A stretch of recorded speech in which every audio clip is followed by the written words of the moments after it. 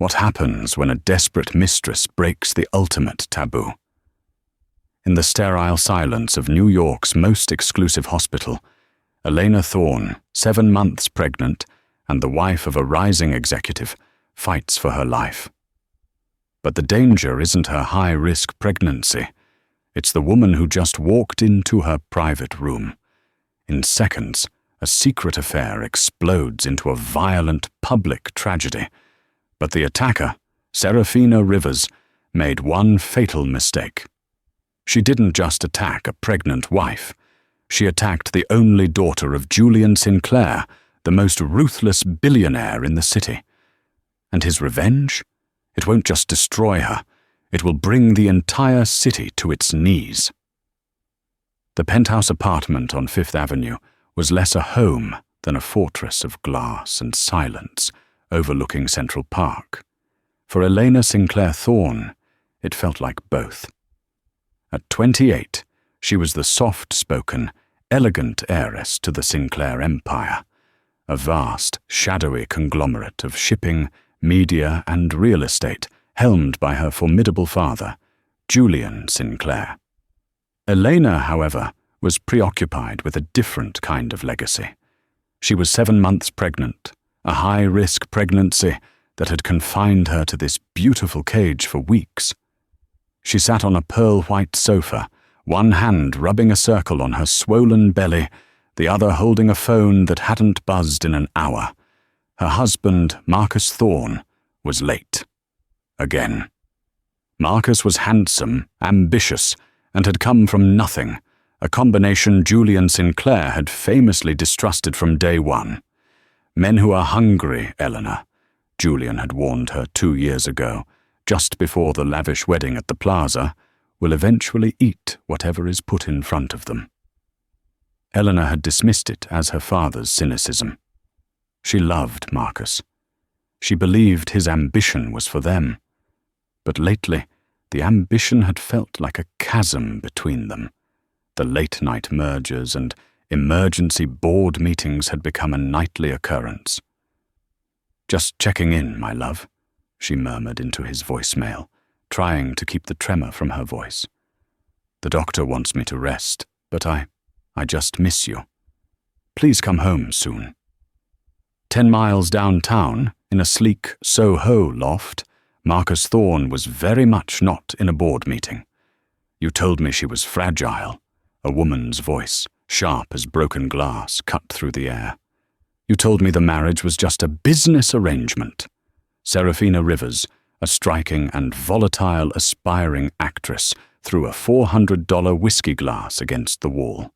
It shattered, splattering amber liquid on a stark white canvas. "Serafina, lower your voice." "It is complicated," Marcus said, trying to fix his tie. He was already dreading the drive back uptown. "Complicated? She's pregnant, Marcus. You tied yourself to her, to that old man's money, and you left me with nothing but promises." "I am giving you everything," he shot back, his patience snapping. "This apartment, the car, the allowance. Just be patient.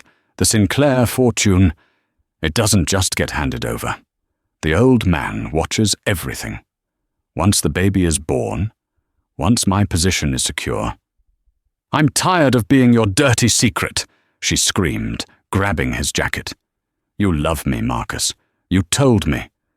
Or was that a lie, too? Are you just like him? Are you just using me?" He softened, pulling her close. This was the dance he'd perfected. The fight, the accusation, the reassurance. "Sarah, look at me.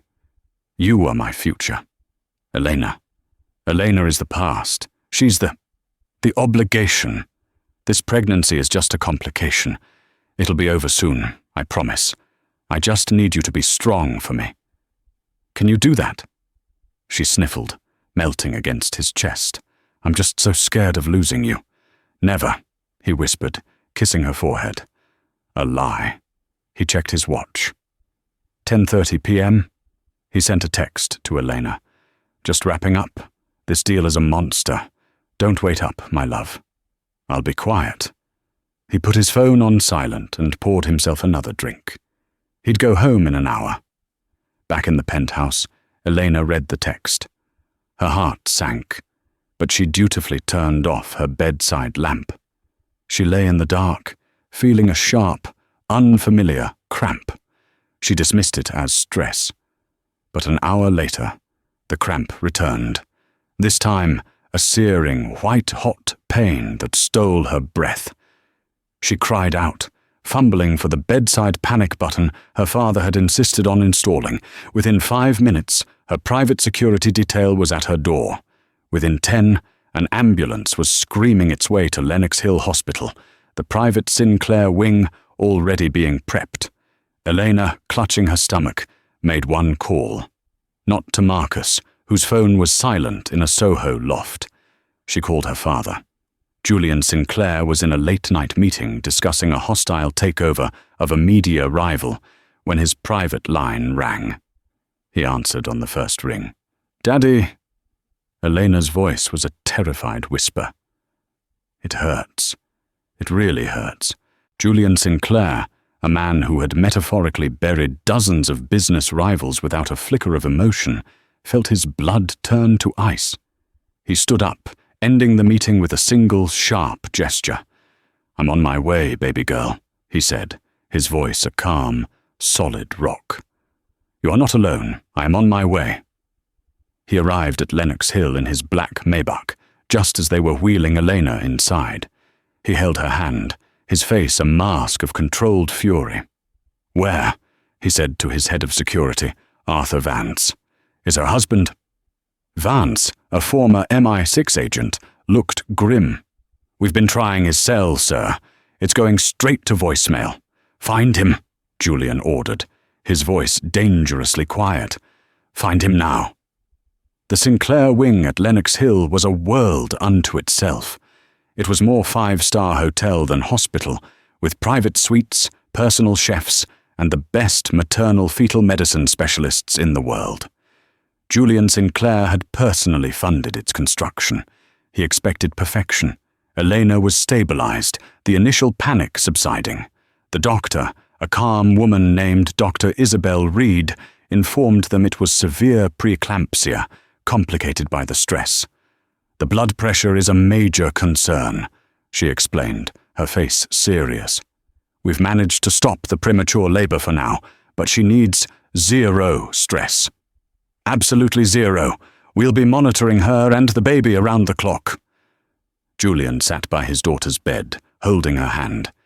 He had built an empire to protect her from the world, only to have the threat come from within his own family.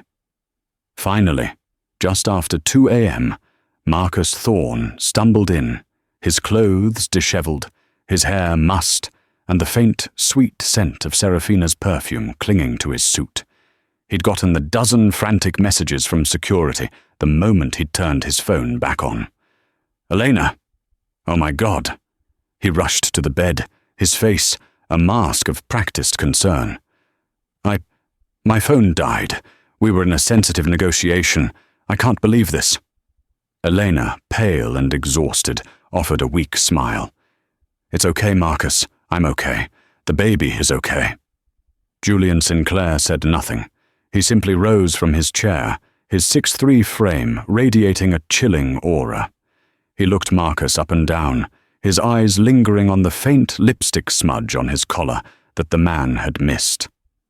"Doctor's orders," Julian said, his voice a low rumble. 0 stress."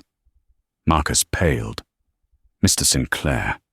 "Julian, You will go home," Julian interrupted. "Shower, change, and come back in the morning, looking like a husband. My daughter doesn't need to see you like this." It was not a request. Marcus, humiliated and cowed, nodded quickly. "Of course. Yes. I'll be back at dawn." He kissed Elena's forehead, avoiding her eyes, and fled the room. Julian watched him go. "Arthur," he spoke into his cufflink, "have him followed. I want to know the negotiations address." Meanwhile, Serafina Rivers was spiraling. After Marcus had left, she had poured another drink, then another. She had scrolled through Instagram, filled with rage at the photos of Eleanor's perfect life, the Hamptons, the charity galas, the baby shower. Then, a notification lit up her phone. It was from page 6, the New York Post's notorious gossip column. Socialite heiress Elena Thorne rushed to Lenox Hill. Sources say the pregnant Sinclair heir is in critical condition. Someone at the hospital had leaked it. Serafina stared at the screen. Critical condition. A cruel, desperate thought began to form. Marcus had said the pregnancy was the complication. If the complication disappeared. She looked at the sleeping pills on her nightstand. She looked at the kitchen knife. No, too messy, too obvious. Her mind raced. She was a good actress. She could play a part. She knew Marcus. He loved strength, hated weakness. Eleanor was weak. She was strong. She would prove it. She would remove the obstacle. She put on a plain black turtleneck, dark pants, and a nondescript trench coat. She grabbed a black beanie and a disposable face mask. She looked like any anonymous New Yorker. She called an Uber to 77th and Lexington, right by the hospital. At 4 a.m., the hospital was quiet. The main reception was closed, forcing visitors to use the emergency entrance. Serafina slipped in, keeping her head down. She'd watched enough movies. She just needed to find the wing. She found a stairwell and started climbing, looking for the Sinclair wing. She found the floor, but a security guard was posted at the elevator bank. She retreated, her heart pounding. She found a janitor's closet, unlocked, and slipped inside. A set of scrubs was hanging on a hook. An idea. She changed quickly, pulling the mask back up and tucking her hair under a surgical cap. She grabbed a clipboard. Now, she looked like she belonged. She walked back toward the wing, but this time she took the staff corridors. She emerged near the nurse's station. The lone nurse was busy at a computer. Serafina walked briskly, with purpose, past her, down the carpeted hall. She saw the name on the door. E. Sinclair Thorne. Julian had just stepped out, taking a call from Arthur Vance, who had confirmed Marcus's location at the Soho loft. The private security guard posted at Elena's door had, unforgivably, just stepped away to use the restroom. For 30 seconds the door was unguarded. Serafina didn't hesitate.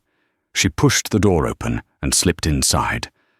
Elena was asleep, an IV line in her arm, the fetal heart monitor beeping a steady rhythm beside her. The sound of the door clicking shut woke her. She blinked, her vision blurry. "Nurse?" Serafina stood at the foot of the bed, slowly pulling down her mask. Elena's blood ran cold. She didn't know this woman, but the look in her eyes was one of pure, unadulterated hatred.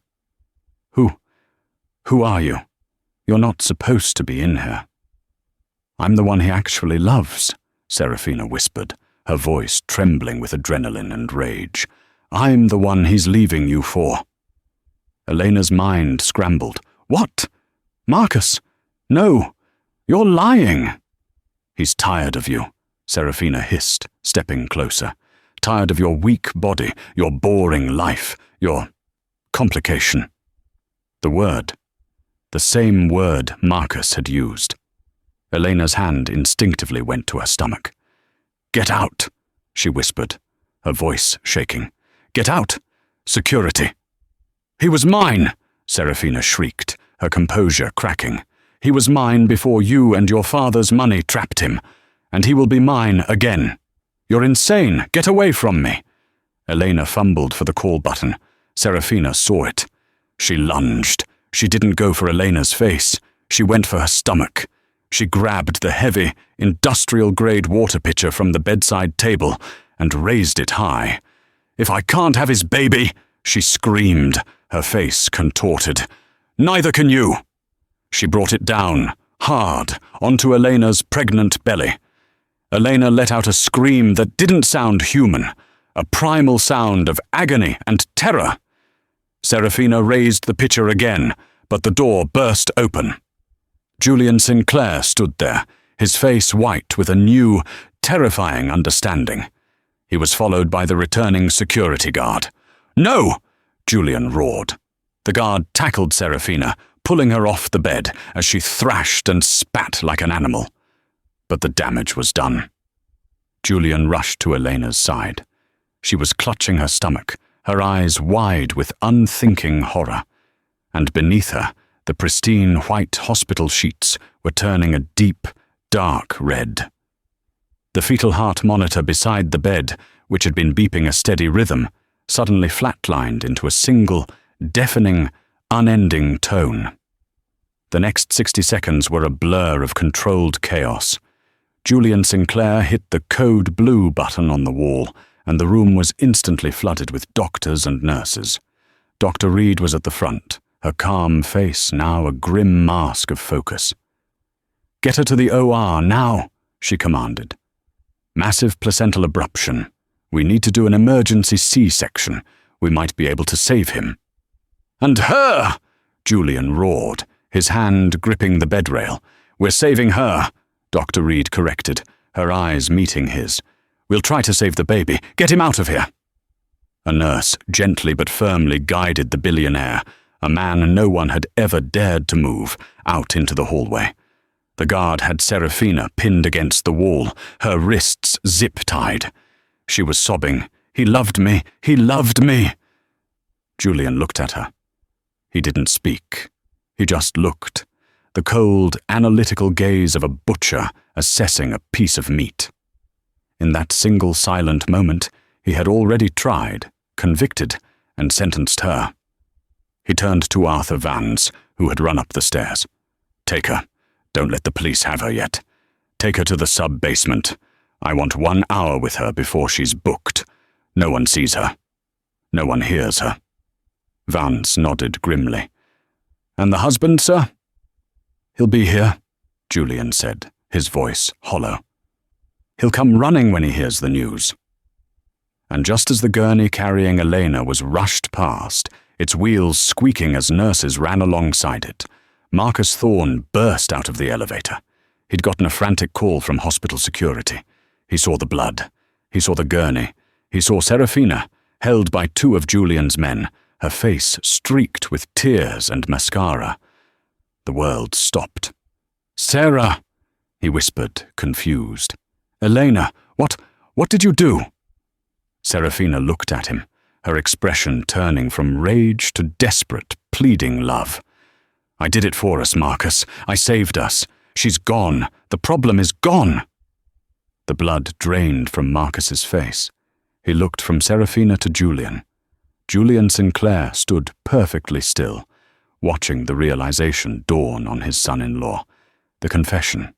The public, undeniable proof. "You," Marcus whispered, turning back to Serafina, his voice choked with horror. "You monster!" "No, Marcus. You said the baby was a complication." Marcus broke. He fell to his knees in the middle of the hospital corridor, his hands in his hair. "What have I done? Oh God, what have I done?" Julian stepped over to him. He didn't yell. He didn't strike him. He simply leaned down, his voice barely a whisper. Yet it cut through Marcus's hysterical sobs. "You have done nothing, Marcus. You are nothing." He walked past him and stood in front of the OR doors. He stared at the red in-surgery light. An hour passed, then 2, the longest 2 hours of Julian Sinclair's life. Finally, Dr. Reed emerged. Her scrubs were stained. She had pulled her mask down, and her face was etched with a profound, bone-deep weariness. Julian didn't ask. He just waited. "Elena is alive," Dr. Reed said, her voice quiet. "She's in critical condition. She lost a tremendous amount of blood. We had to perform an emergency hysterectomy to save her." Julian absorbed the blow. Hysterectomy. No more children. Ever. He nodded, his jaw tight. "And my grandson?" Dr. Reed's eyes filled with tears, and she looked away. We did everything we could. He was a boy, perfectly formed. But the trauma, the abruption was too severe. He was gone before we even made the incision. I'm so sorry, Julian. Julian Sinclair closed his eyes. For a single second, his shoulders slumped. The weight of his empire, his power, his money, all of it was useless. He had failed to protect the two people he loved most. He opened his eyes. The grief was gone, replaced by a cold, black singularity of rage. He turned and saw Marcus, still crumpled on the floor, being watched by a security guard. He was the root. He was the disease. Julian walked over to him. Marcus looked up, his face a pathetic mask of tears. Julian, please. I didn't know. I never wanted. Get up, Julian commanded. Marcus, trembling, scrambled to his feet. You will go to the chapel at the end of this hall, Julian said, his voice flat and dead. You will wait there until I send for you. You will not speak to anyone. You will not call anyone. If you try to leave, Arthur will break your legs. Am I understood? Yes, Julian, yes. Anything. Don't, Julian snarled. Say my name. You have lost that privilege. Marcus fled. Julian went to Elena's recovery room. She was unconscious, pale as the sheets, a web of tubes and monitors keeping her alive. He sat by her bed, just as he had hours before.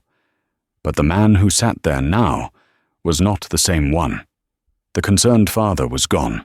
The Avenger had been born. He picked up his phone. He didn't call the police. He called his chief legal counsel. David, he said, wake up. I have a job for you. He made a second call, this time to the editor-in-chief of the New York Post, a paper his media division owned a 40% stake in. Richard, Julian Sinclair, I'm going to give you a story, and you are going to run it on the front page. No, you're not going to check with legal. You're going to run it exactly as I tell you, because if you don't, by noon tomorrow, I will own your paper, and you'll be reporting on traffic from a helicopter in Buffalo. Here's the headline. He looked at his daughter's peaceful, broken face. Marcus Thorne's sordid affair leads to hospital tragedy. Marcus sat in the sterile, non-denominational hospital chapel for 6 hours. He prayed, he cried, he paced. He was in a state of self-loathing shock. He was a fool, a criminal, a murderer. But mostly, he was terrified. He was terrified of losing Elena. But he was more terrified of Julian Sinclair. At 9 a.m., one of Julian's security guards entered the chapel. Mr. Sinclair is done with you. You can leave. Is Elena? Is she awake? Can I see her? Marcus asked, his voice raw. You are to vacate the premises. Mr. Sinclair's orders. The guard's hand rested on his hip. A wave of relief mixed with the dread. He wasn't being arrested. Not yet. He could fix this. He could explain. He'd go home, shower, and come back with a clear head. He walked out the front entrance of Lenox Hill and was met by a barrage of flashing lights. Mr. Thorne, is it true? Did your mistress attack your wife? How could you cheat on Elena Sinclair? Did you plan the attack, Mr. Thorne? Dozens of reporters and photographers swarmed him, microphones and cameras shoved in his face. He was stunned. How did they know? He saw the front page of the New York Post on a nearby newsstand. His own face, a smiling photo from a recent gala, was next to a picture of Serafina, and the headline, Marcus Thorne's sordid affair leads to hospital tragedy. Heiress fights for life. Grandson lost. Julian. This wasn't a leak. This was a declaration of war. Marcus shoved his way through the crowd, shielding his face, and jumped into a taxi. 5th and 82nd, he yelled. He got to his penthouse, his hands shaking so hard he could barely get his key in the lock. When he did, it wouldn't turn. He tried again. Denied. The concierge, a man who had accepted thousands in Christmas tips from him, emerged from the lobby. Mr. Thorne, Your key fob has been deactivated. I'm afraid you are not permitted on the premises." "What are you talking about? I live here." "Mrs. Thorne's father, Mr. Sinclair, as the leaseholder, has had you removed," the concierge said, his face impassive. "Your belongings will be delivered to an address of your choosing. We are to inform you that you are officially trespassing." A doorman, built like a linebacker, stepped up beside the concierge. Defeated, Marcus backed away. His home was gone. His wife? He had to check on his money. He had a private account, a running-away fund he'd been building just in case. He went to a nearby Bank of America. He put his card in the ATM. Card declined. He tried again. Invalid PIN. He went inside. The branch manager, who had personally fawned over him at a dinner 2 months prior, refused to meet his eye. "Mr. Thorne, I'm sorry. All your accounts have been frozen.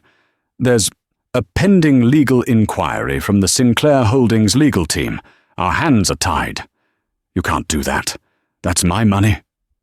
"According to our records, your accounts were collateral against a private loan from Mr. Sinclair used for your initial partnership stake in the firm.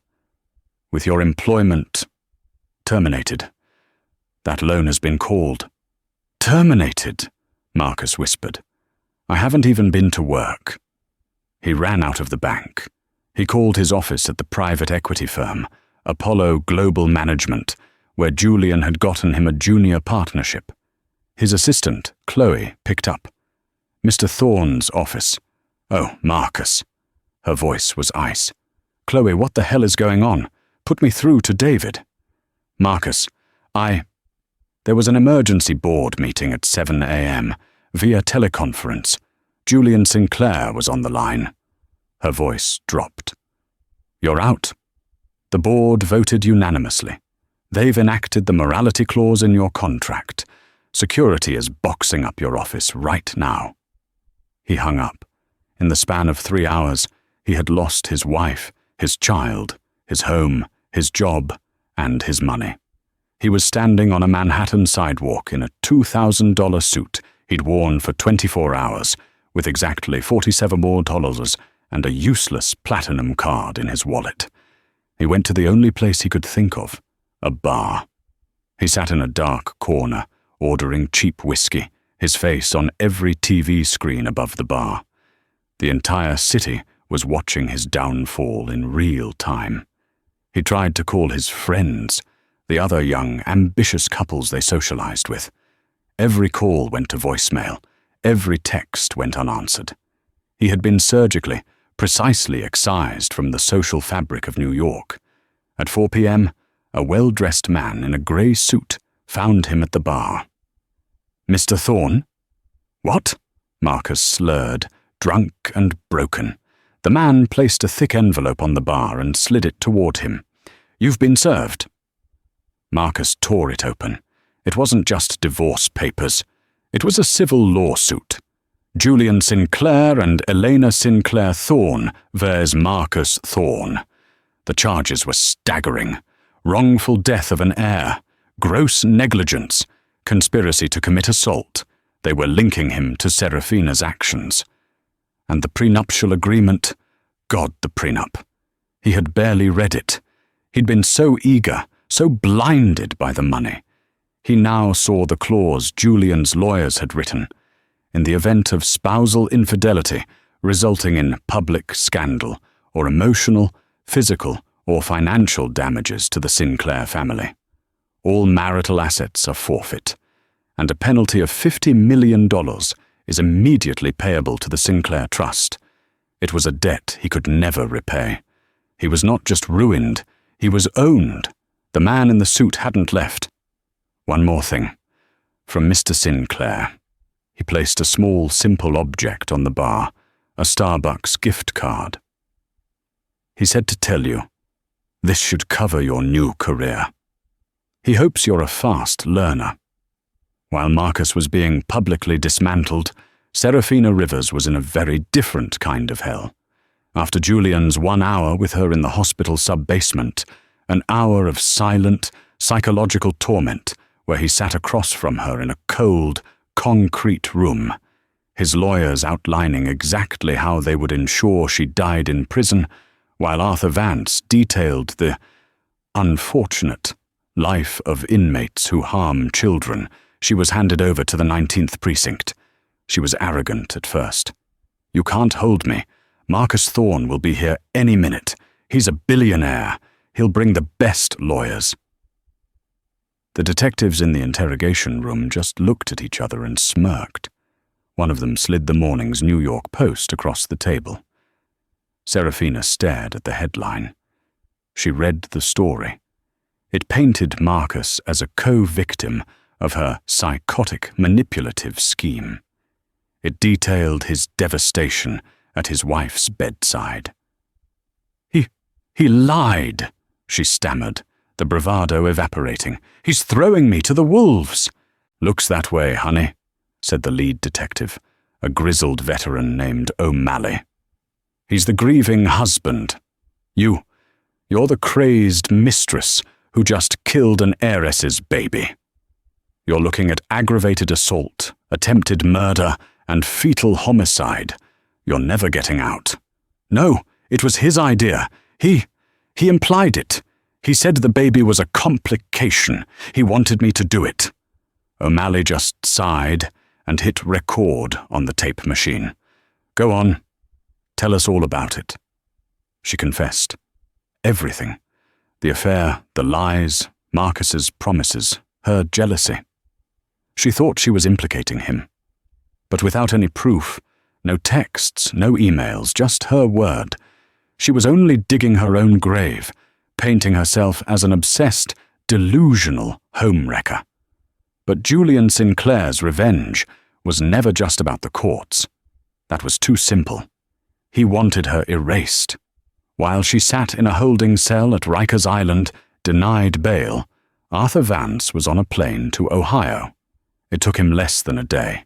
Serafina Rivers, it turned out, didn't exist. She was born Sarah Jenkins. She had fled her small town 5 years ago, leaving behind $30,000 in credit card debt, a restraining order from a high school ex-boyfriend, and a family she had stolen from. Vance interviewed the ex-boyfriend, who described her terrifying rages and her pathological lying. He interviewed her parents, a tired, defeated couple who ran a small hardware store. They hadn't heard from her in years, not since she'd emptied their small business account. Vance's team also found the doctor Serafina had been seeing. They had a file on him, a known pill pusher. With a bit of legal pressure from Sinclair's team, the doctor folded. He produced her medical records. Serafina had told Marcus she was pregnant, too. That had been her leverage, her ultimatum. The records showed the truth. She was never pregnant. It was a complete, calculated fabrication. Julian Sinclair gave this information not to the police, but to a different reporter. A national correspondent at the New York Times, a paper he didn't own, which lent it irrefutable credibility. The story that came out 2 days later was a masterpiece of character assassination, all based on verifiable facts. The two faces of Serafina, how Sarah Jenkins, an Ohio grifter, fabricated a pregnancy to trap a billionaire's son-in-law, ending in tragedy. The narrative was set in stone. Marcus was a weak, foolish adulterer. But Serafina was a monster, a calculating, sociopathic predator. Her court-appointed lawyer, seeing the tide of public opinion, tried to plead insanity. But Vance's report on her meticulous planning, the disguise, the lies, the fabricated pregnancy, shot that down immediately. In her cell at Rikers, she saw the Times article. She saw her high school yearbook photo splashed across the front page. She saw the quotes from her parents, her ex, everyone. She had been unmasked, her entire identity stripped away. She had tried to destroy Elena Sinclair's life. In response, Julian Sinclair hadn't just taken her freedom, He had taken her name. He had proven to the world that she didn't even exist. She was left with nothing. Just Sarah Jenkins, the failed actress from Ohio, in a cold cell, waiting for a trial that was already over. For 3 days, Elena Sinclair Thorne drifted in a medically induced haze. When she finally woke, the physical pain was immediate, a deep, agonizing ache where her son had been. But the second wave, the psychological one, was a tsunami. Julian was there, as he had been every moment. He'd had a cot moved into the suite. "Father?" she whispered, her throat raw. "I'm here, Elena. I'm right here." She blinked, her mind clearing. The memory returned, the door opening, the woman's face, the scream. "The baby," she said, her voice flat. My baby." Her hands moved to her stomach, but all they found were bandages and an agonizing emptiness. Julian Sinclair, a man who had stared down hostile governments and corporate raiders, had to do the hardest thing he'd ever done. He had to tell his daughter the truth. He took her hand. "Elena, he didn't make it. The attack, it was too much. He was a boy, Elena. A beautiful, perfect boy." A single, silent tear rolled down Elena's temple. Then another. She didn't sob.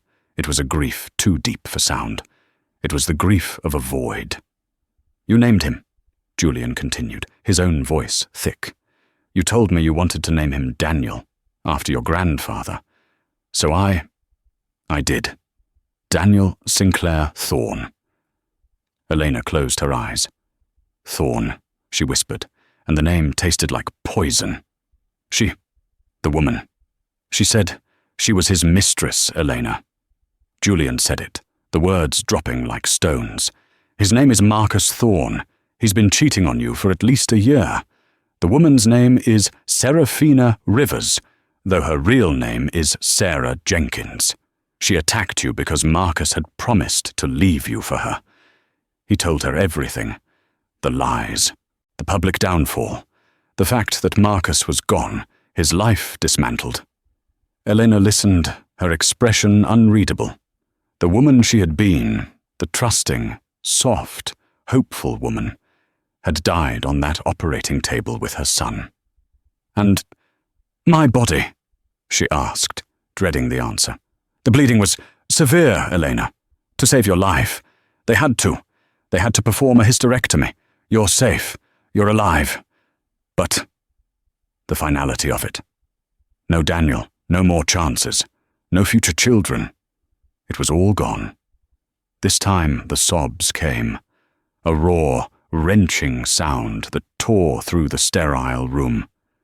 Julian held her, his own tears falling silently onto her hair. He let her cry for her son, for her future, for the betrayal that had cost her everything. For days, Elena was a ghost. She stared at the wall. She refused to eat. She wouldn't see visitors, of which there were hundreds. The entire elite of New York was sending flowers, cards, and condolences. The Sinclair wing looked like a high-end funeral parlor. Julian watched, his heart breaking. His revenge had been swift, but it hadn't healed his daughter. On the 5th day, a nurse, a kind older woman named Clara, was trying to coax Eleanor to eat some broth. "You have to eat, dear. You have to get your strength back." "Why?" Eleanor whispered. "What's the point? There's nothing left." Clara put the spoon down. "My dear, I've been a nurse on this floor for 30 years. I've seen joy and I've seen this.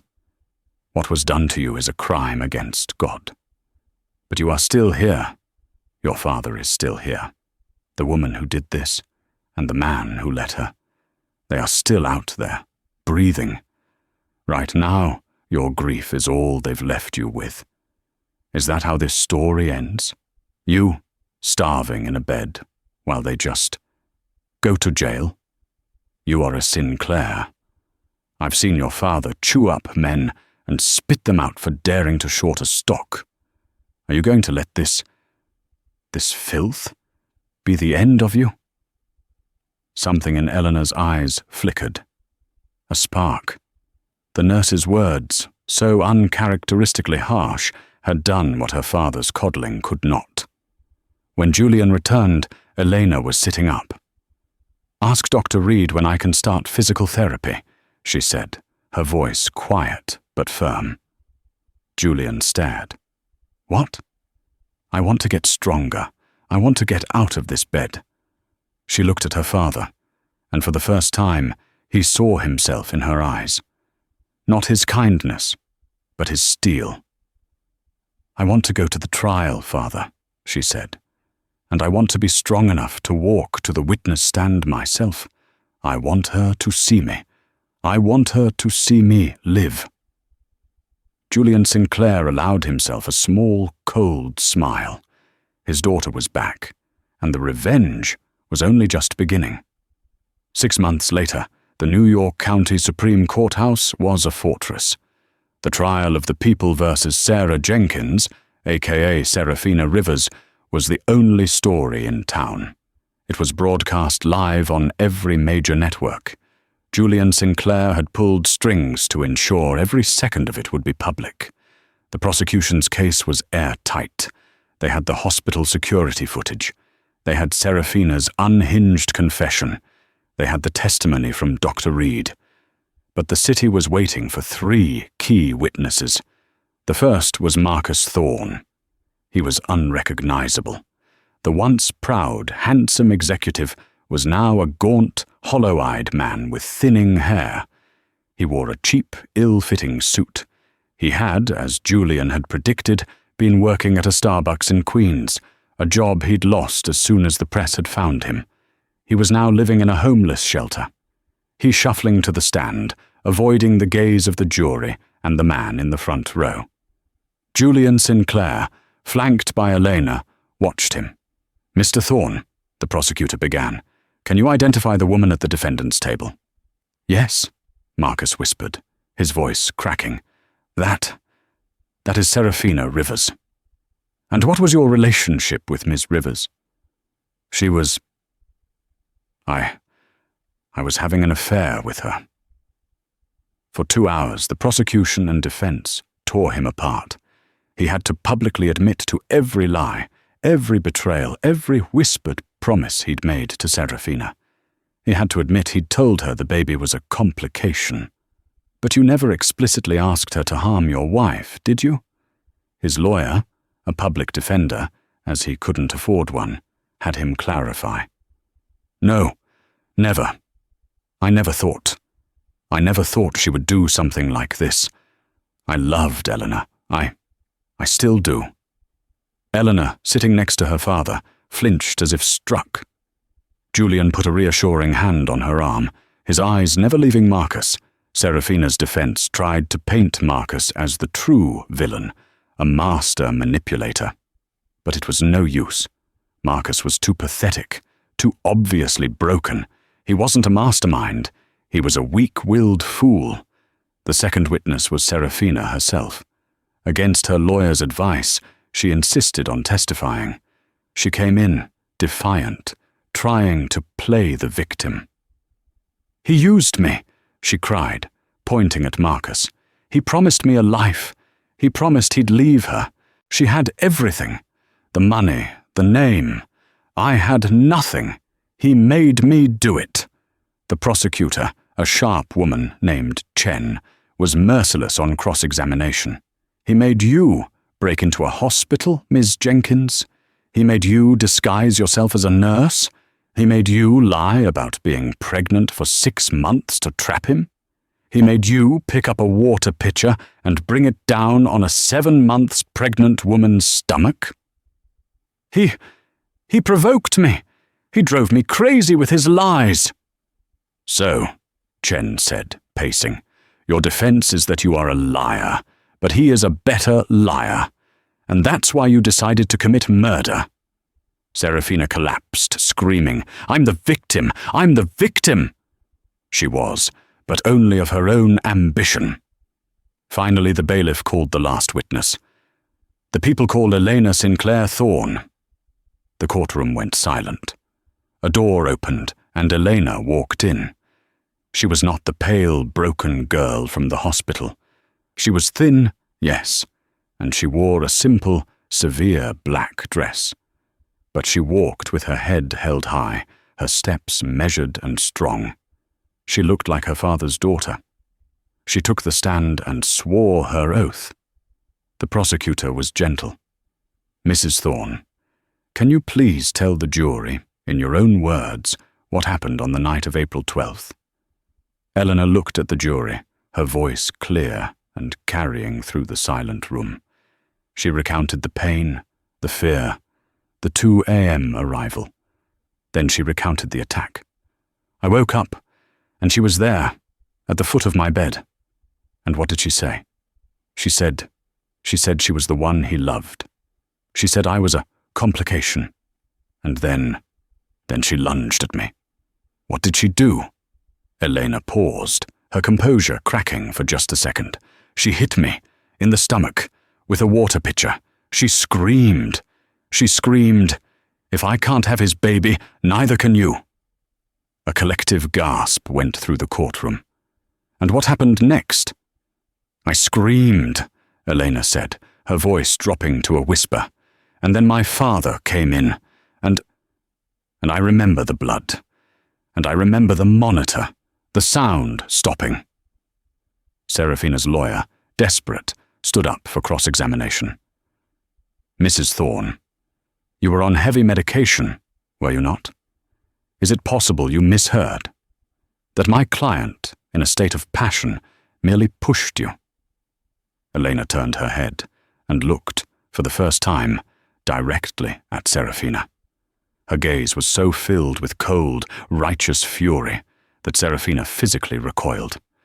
"I am not mistaken," Elena said, her voice like steel. "She did not push me. She tried to murder my child. She killed my son. She killed the woman I used to be. But she failed to kill me. I am still here, and I will be here every day to watch her life end." The lawyer had no more questions. The jury deliberated for 45 minutes. Guilty, on all counts: aggravated assault, attempted murder, fetal homicide in the 1st degree. The judge, seeing the unrepentant rage on Sarah Jenkins's face, handed down the maximum possible sentence: life in prison plus 20 years, with no possibility of parole. As she was dragged from the courtroom, Serafina finally broke. She thrashed, screaming, not at Elena, but at the man in the front row.